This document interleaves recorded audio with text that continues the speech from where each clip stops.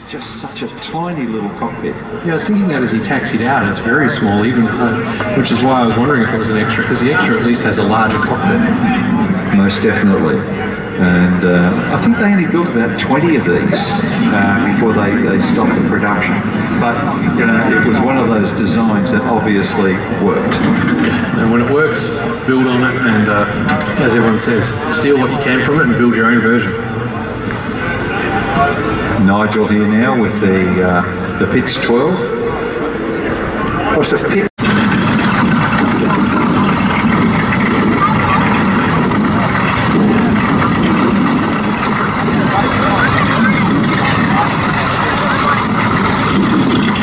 As you can see, ladies and gentlemen, the Focke-Wulf is running there. This huge radial engine. You imagine what it would have been like at Reims, for example, or somewhere on the Eastern Front with 20, 30, 40 of these aircraft starting up, getting ready to go out on a mission. Well, known as the Butcher Bird, very well earned reputation. These aircraft supplied the Allies nowhere. Absolutely. When they were first found in the sky, everyone didn't believe the reports, thought the pilots had just seen a mission. And if you look at some of the reports that Captain Eric Winkle Brown, the test pilot, in his report he actually stated that the Focke-Wulf 190 had a rate of roll that would tear the wings off the Spitfire. And it was just lucky or unlucky for the Luftwaffe that one of their pilots became disoriented and actually landed in Wales, thinking that he was landing back in France, and the aircraft was captured and was able to test it. But the RAF lost a substantial number of aircraft when the 190 was first introduced. But what we're doing now, Chris is running the aircraft up. As we said, we had a slight technical problem yesterday, which required the tools to be flown up from Albury. Now the guys worked on it all last night, but the tools only arrived about an hour ago. So he's just going to run it up here for us right now so you can hear what it sounds like. Then he's going to put it in the hangar, and the guys will probably be working all night to get it flying. We know there's quite a few visitors who have come from far and wide. I believe even some from New Zealand who are really looking forward to seeing this thing fly, and they're going to make every effort to do that tonight. So what Chris wanted to do was to get the engine running here just so that they can hear it. So what we'll do is we'll shut up now and let you hear it.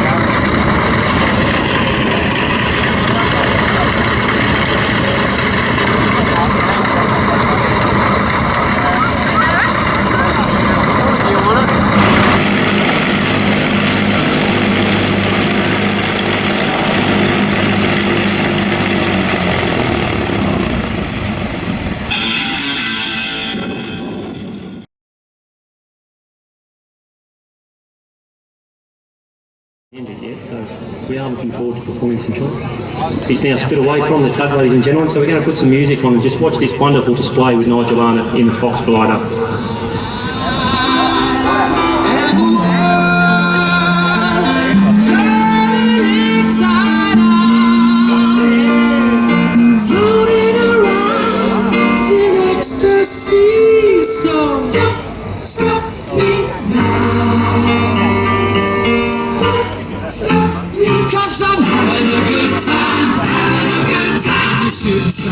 To the sky like a tiger, defying the laws of gravity. Embracing cloud, passing by like Lady Diver. I'm gonna go, there's no stopping me. I'm burning through the sky, 200 degrees, just slowly climbing with the Fahrenheit. I'm traveling at the speed of light. I wanna make a supersonic man out of you. Don't stop me now, I'm having such a good time, I'm having a ball. Stop me now, if you wanna have a good time. Just give me a call. Stop me now. Good time. Stop, yes, I'm a good time. I don't wanna stop at all. I'm a rocket ship on my way to Mars on a collision course. I am a satellite. I'm out of control. I'm a sense machine ready to reload. Flying out of wow. Explode. I'm burning through the sky. 200 degrees, that's why they call me Mr. Fahrenheit. I'm traveling at the speed of light. I wanna make a supersonic world of you. Don't stop me, don't stop me, don't stop me. Hey, hey, hey! Don't stop me, don't stop me. Ooh, ooh, ooh. Don't stop me, don't stop me. Have a good time, good time. Don't stop me, don't stop me.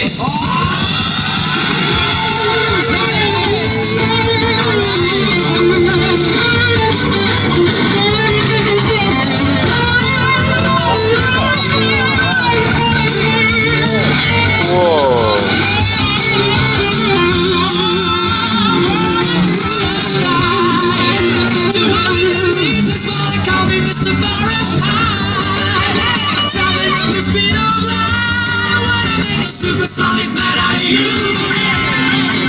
Stop me now. I'm having such a good time. I'm having a ball. Don't stop me now. If you wanna have a good time, just give me a call.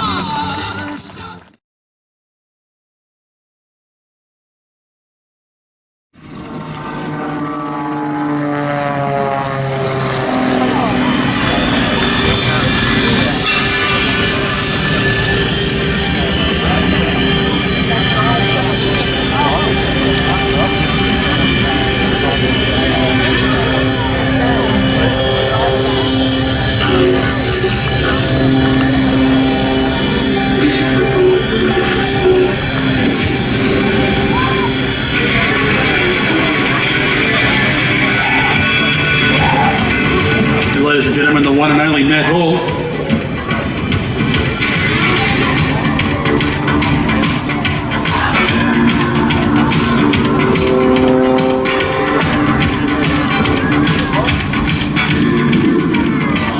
Former Royal Australian Air Force F-18 fighter combat instructor. He's flown F-15s in the United States and just about everything else, and is currently Australia's Red Bull Air Race pilot. And champ. Indeed. Certainly does a lot of time backwards forwards between Australia and Europe on the race. Well, in fact, Matt actually went over to San Diego this week for one day. For one race, turned around and came straight back. Up straight back. Now, this isn't the aircraft that he actually flies during the Red Bull Air Race, but it is the aircraft that he does all of his corporate flying with. Now, he's been doing a lot of these shows, and I had the privilege of being able to be the commentator at his very first aerobatic display in Australia down at Nowra. So here we are, not that far away, and he's still doing it, and he really has progressed in that time. Yeah, Matt's obviously come a very long way. Second the last 2 years at the Red Bull Air Race. This year he's a bit of a slower start. The team has a new plane. Things are progressing nicely for them there. And the passion is still there. You just see it on his face. Absolutely, and I think the passion comes out a bit more when he comes to shows like this or takes people for joyrides. I think it's a fun thing about aviation is sharing. This bunting sideways, it's just amazing. You can go and do this with Matt in this particular aircraft if you want to, but if you want to go up and get an aviation experience and you think that, you know, a lot of people go up worrying about aerobatics. Matt will sit you down, talk about it, discuss what you want to do, what you want to get out of it, what experience you want to have. So it's not as if you're going to be thrown around like you are in the Red Bull Air Race if you don't wish to. Yeah, absolutely. Every experience, it's about briefing the passenger that comes in, finding out what they want to do, what they want to get out of it. So that's the key thing. If people want to go and act like it's a Red Bull Air Race, we can do that. But if it's a general introduction to aerobatics or anything in between, That's what it's all about. It's not about Matt, and it's not about showing them how fast and how hard he can fly. It's about showing them the best experience they can have. And you see it on his face when he's flying. Just a couple of little things about Matt. We spoke this morning about him flying in the FA-18, but we also alluded to something about his career, where his careers advisor at school said, "You will never fulfil your dream to be a pilot in the RAAF." Well, like the Kiwis, you never tell Matt Hall that he can't do anything. January 1991, he joined the RAF. July 1992, he was Dux of the course and awarded the de Havilland Aircraft Australia Trophy. 1995, he was Dux of the FA-18 Hornet course. 97, he was the RAAF Fighter Pilot of the Year. 1999, he was Dux of the Fighter Combat Instructor course and won the Chief of Air Force Commendation for his performance as Chief Instructor of the 2006 Fighter Combat Instructor course. Later went on to exchange with the USAF for 3 years, flying the F-15.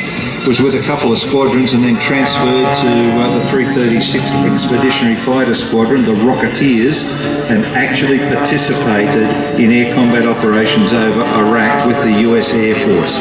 He was there on night 1 over Baghdad.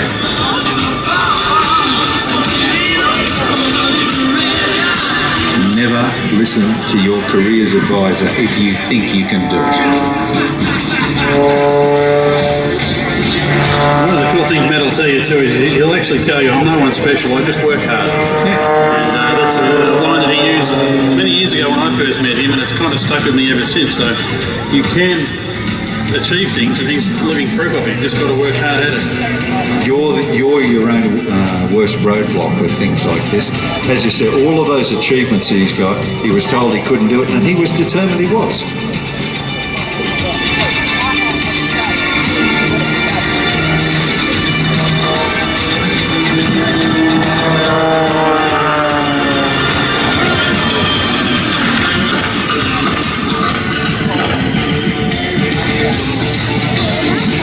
I just can't get my head around how he remembers all of this.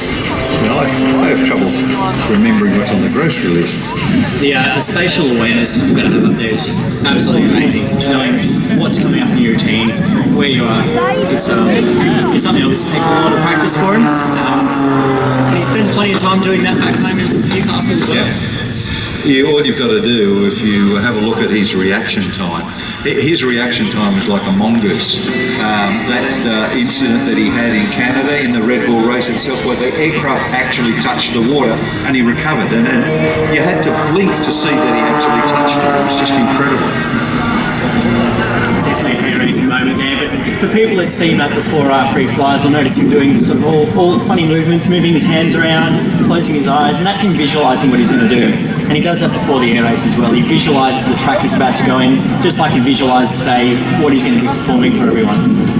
So we're all hoping for a better than second podium finish this year for him.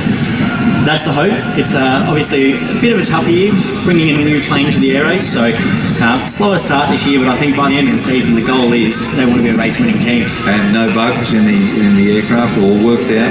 Yeah, all worked out. It's just getting the feel of the aeroplane. Yeah, and the big thing from that is learning the reaction times, as you were saying before, but also getting comfortable in that plane, so having the muscle memory. So he's used to his MXS racer, now he's got to get used to an Edge V3, which is totally different in what he's trying to do. Right. A little bit different to a 172.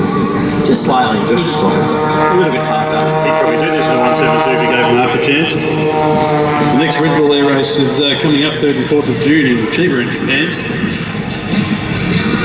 Sure, Matt will be. I was going to say take a rest before he goes, but I've never known him to do that, so he probably won't.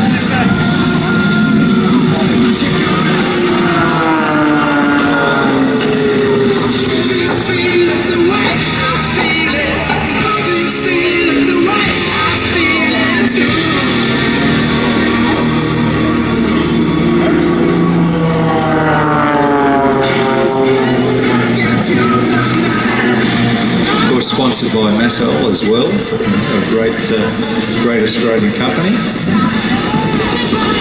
other great sponsors for the team. QB Aviation have us out here as well, and Oz Runways as well look after Matt. But big thanks especially to Wings over Illawarra. They brought him down again for this year. It's an absolutely spine-tingling display seeing this, no matter how many times you've seen it. It's a little bit like watching a Spitfire. You can never get enough of it. Hard to look away.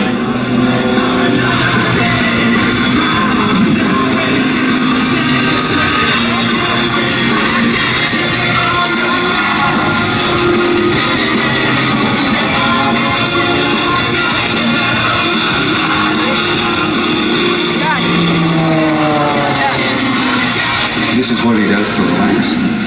This is the fun part for him. All the hard work happens behind the scenes. This is when he gets to get in there, forget everything else, and just do what he does best. Just go and fly.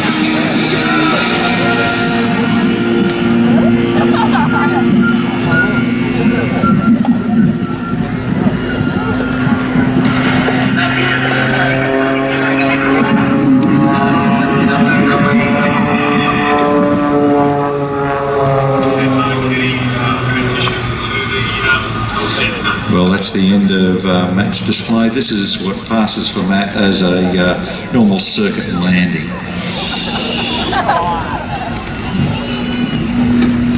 I'll go to the northern end now.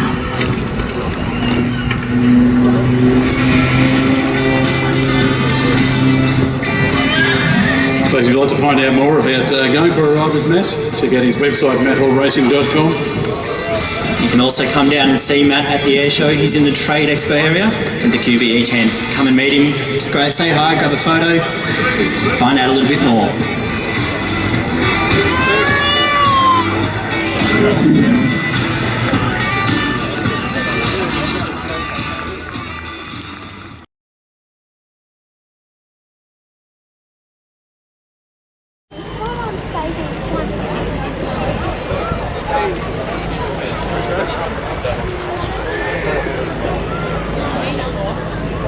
I swear.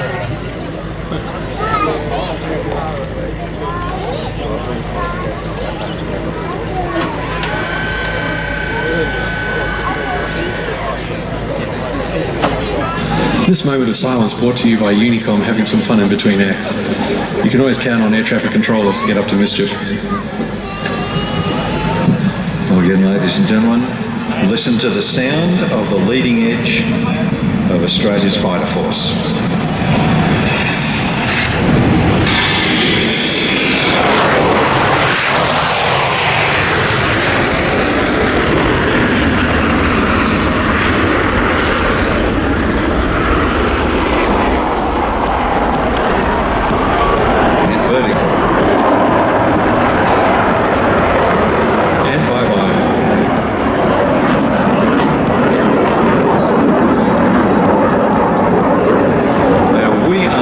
Sure what sort of display they are going to be putting on today, so we're going to be winging it just as much as you are.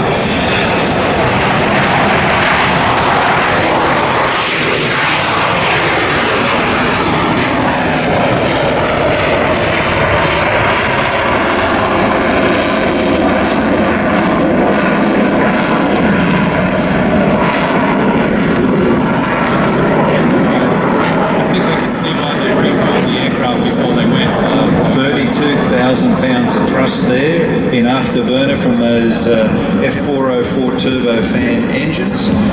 The aircraft can develop a maximum speed of 1,040 knots or Mach 1.8. That means Sydney to Melbourne in 30 minutes.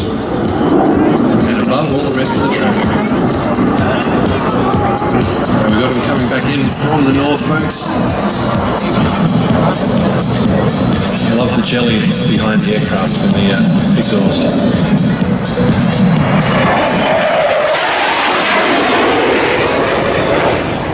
This aircraft come down today from number 2 Operational Conversion Unit at RAAF Base Williamtown, which is the principal fighter base for the RAAF.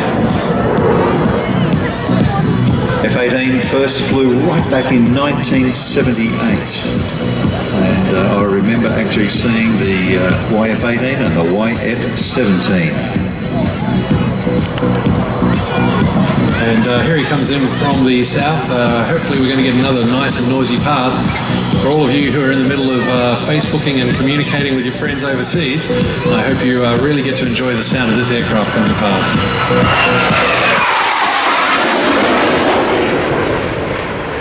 Supersonic all-weather carrier capable multi-role fighter and ground attack aircraft.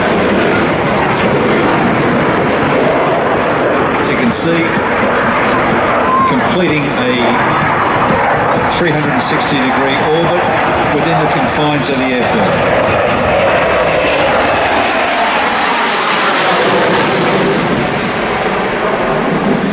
We should be seeing two types of turn here today, in addition to some significantly high alpha like we just had there. That was absolutely amazing watching that high alpha just then, but we'll be seeing two types of turn. One is the minimum radius turn, which is where the turn is tightly as possible, and the other is the minimum rate turn, or maximum rate turn rather, where they try and bring the nose round as quickly as possible to get onto the tail of another aircraft, and that can take more space than the minimum radius. October 1981 is when we actually made the decision to purchase the FA-18 to replace the Mirage 3 that was then in service. Completely different design, different concept, and different range of capabilities.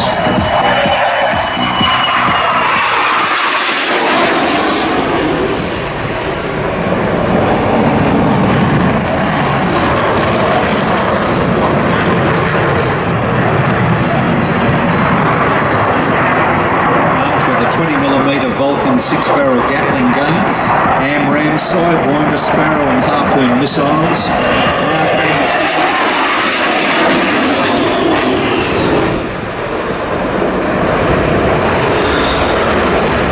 That's why this aircraft makes a fantastic dogfighter.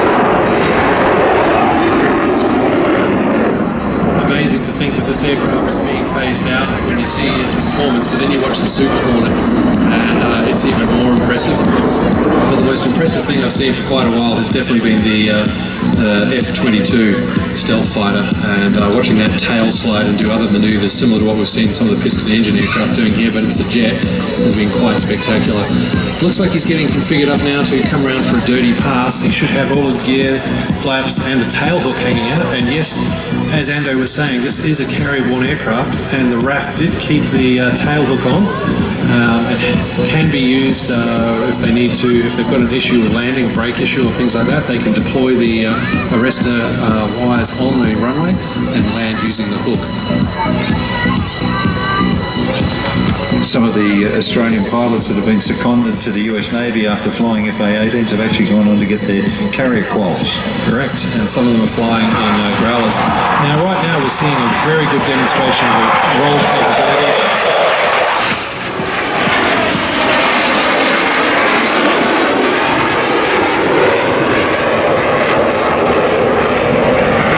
Clean up and get out of Dodge very, very quickly. The aircraft will be coming in and departing absolutely vertically. That wonderful signature departure from a Hornet handling display. Tim was saying that they pitch up and wind up going vertical very, very quickly. Can be at 15,000 feet before they're blinked. Looks like we might have a missed approach coming up where he's set up to come in and land. But I suspect we're going to see him put on the power and go around.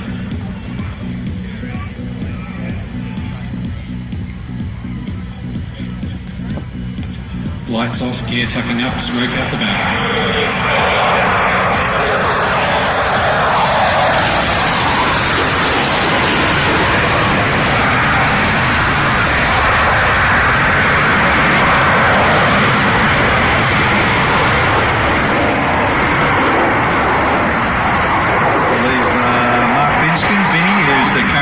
CDF Chief of the Defence Forces was actually the first to fly a Skyhawk.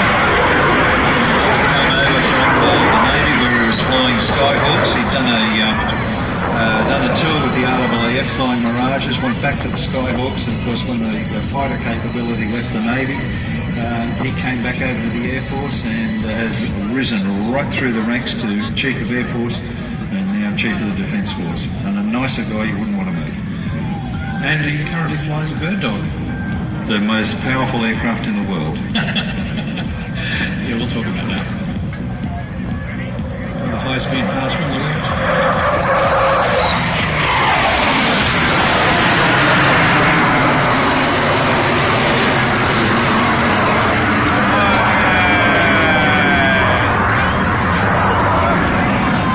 Well, ladies and gentlemen, that was spectacular. And even though they can't hear you, put your hands together and give them a great big wave for that demonstration of the FA-18 and the Wall of Fire.